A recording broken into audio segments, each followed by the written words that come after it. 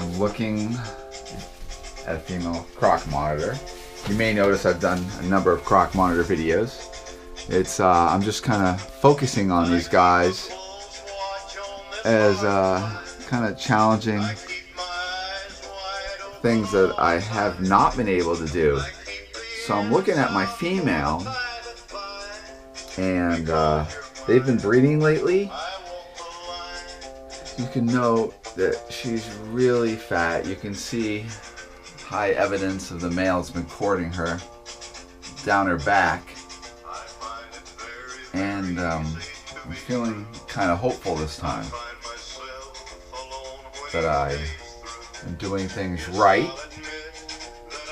I gotta admit, in the past I've been a little distracted when I kind of tried breeding these guys, and I've done some stuff that I think that has been wrong. So maybe my failure is just due to not being intent on what they need. Such a remarkable animal. I mean, hi sweetie. I don't think that she's gravid right at this point. I think she's close to that point, but the problem is that I can't get them to ovulate, and that's sometimes what I'm doing wrong. You'll notice that she's got a wound right there. I think some of this is part of what you go through with having these animals trapped in the same cage. You can see her belly is really hanging, but she looks really good, super healthy. She has a nice nest chamber. So if we take a look, well, I consider it a nice nest chamber. This is the tube out. It's all filled with basically decomposing leaves. And so if I put my hand in here, it's warm. So I'm not seeing too much digging or anything like that, but generally I put this tube through that she could go down. I have a tube down by my foot, which she's recently started going into, and I think it allows her to escape from the male. And he's just a lazy mess beneath my feet. And you'll see all the hacks down his back.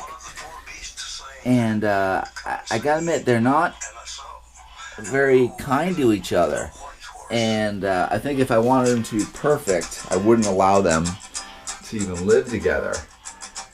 I'm certainly not doing any of this stuff to them, but it comes down to compatibility. This pair has proven to be compatible, so I keep these guys together. At least for now, I'm trying to breed them. So I'll see what I can figure out. Alright, so just a little bit of croc monitor stuff. I really kind of have it in my mind that I want to breed these guys. And I want to make some babies and see what I can do with babies. So I may fail, and probably likely to fail, but there is a chance that I'm gonna do something right. But I am trying, so it's if I fail, it's not due to the fact that I'm just not good at it. Music's too loud. Hey, sweetie, what do you think? She looks so good, so healthy. Other than the fact that she's a little bit scratched up. Hey, sweetie, you've had enough of me. Want to say hi? Such a smart little animal. Not even really little, but just smart. I don't really know what they're thinking. But very, very curious. She's I'm not pushing her buttons too much. You watch that pupil dilate as she's reacting to me. And right now she's not too threatened by me. She's not huffing and puffing or anything like that. She's actually pretty decent.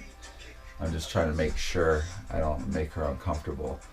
I just can't get over how big and swollen her belly is. So if everything goes right, in theory, she'd probably ovulate pretty soon considering how big she is. And at that point, I would be very careful about what I'm feeding her, trying to basically make sure she's getting some of the best possible food I can give her if I were, wanting to get fertile calcified eggs. We'll see. So we'll see if this video is a testament to my failure. All right, say goodbye.